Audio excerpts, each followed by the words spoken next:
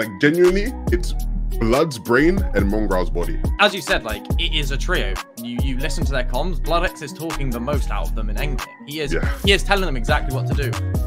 Good. When it comes to good, I'm gonna come to you first, Mr. Harry, Mr. Coach Harry. What was something about FNCS this week that you felt was good?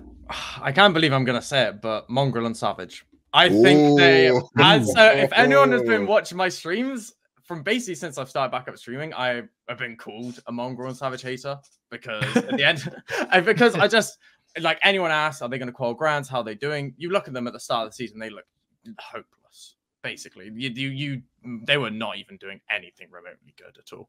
And then you watch them in this week's FNCS, you watch them in the Performance Cup this week as well. They look legit. They actually look legit. They look like a really, really good team with a decently solid early game plan. They can get forecasts very consistently from their spot. It seems like the way that forecast by Snooty is playing out now, it seems like Mongraal and Savage's spot is the one that is more consistent to get it out of any of the spots, even though it's the furthest away because of how quick it is to loop. And they look good. They look really good. And I am, BloodX, as Sansa in chat, Blood is doing God's work. He really, really is. Like, you listen to BloodX, you listen to how strict and vocal he is. He is the massive part. I'm not going to say that if Mongraal and Savage without BloodX, they wouldn't be anything like this at all. You know, I don't think they would probably have even qualified to round 4, if I'm honest. But you watch them play with BloodX in their ear, they look like a really good team. The only worry I have is if they qualify to Grands, if BloodX is still going to live coach them, because if they're not live coached by BloodX, they're a completely different team. But at this moment in time, they're a legit team. They are a contender to do well this FNCS. I think they look really good. Yeah, they are. So from what I've seen of them, because during FNCS it's harder for me to watch like their POV because you know when you're on the broadcast we're watching that. But when I've heard the comms, like there's end games where like Blood is calling everything. Like he is like genuinely like it's Blood's brain and Mongraal's body. Yeah. like literally like there's end games I'm watching where he is telling them like he'll be like, look up now, okay, wait, drop them now, shoot deep, don't take it now, rotate, okay, wrap left side, under high, run, look up now, headshot. Like he's coming literally every single thing he possibly can.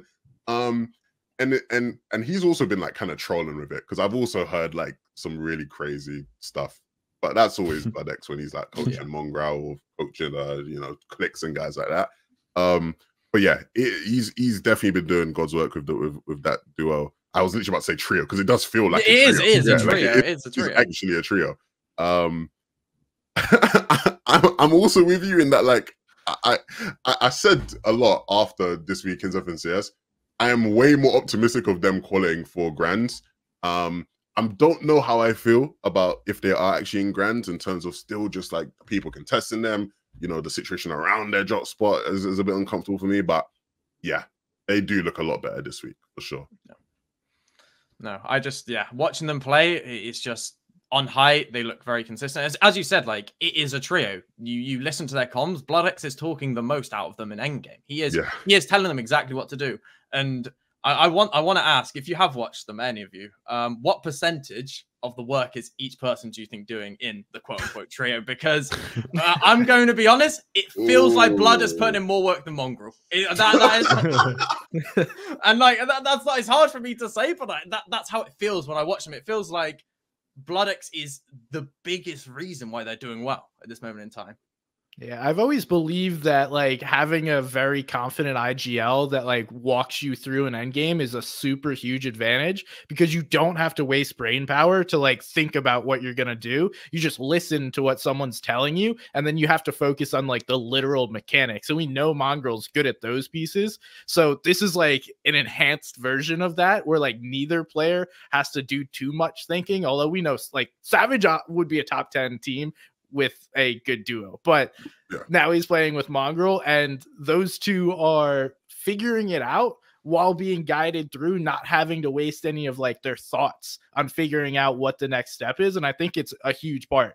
A percentage wise, I couldn't give you, but I do think it's a massive bonus. Yeah. So I'm just laughing. Someone in chat said, "We know Mongraal is good at those things. Who's gonna tell him?" to be fair, I hear what you're saying.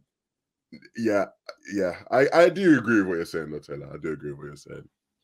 Reese, I think you're gonna button this something there.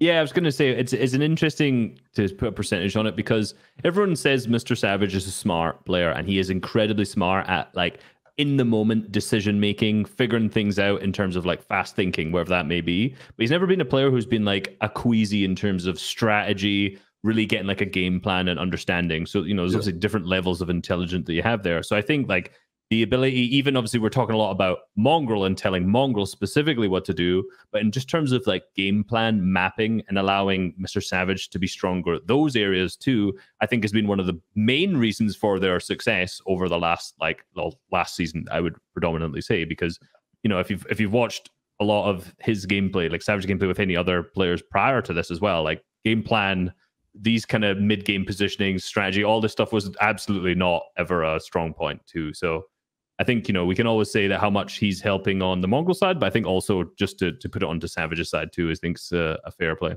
No, 100%. And we actually have Mongraal, not Mongraal, we have BloodX watching the stream right now. And Blood said in chat, give Mongraal some credit, guys. Bro told Savage 2 instructions during the you know what, guys? Round of applause to Mongraal. Round of applause, man. 2 instructions. Wow. I mean, that is something. That is something for sure. Big ups to everyone that's watching live right now. We appreciate you all. I saw Monster D faces in the chat, my guy, and there's a bunch of other people hanging out here who's great as well.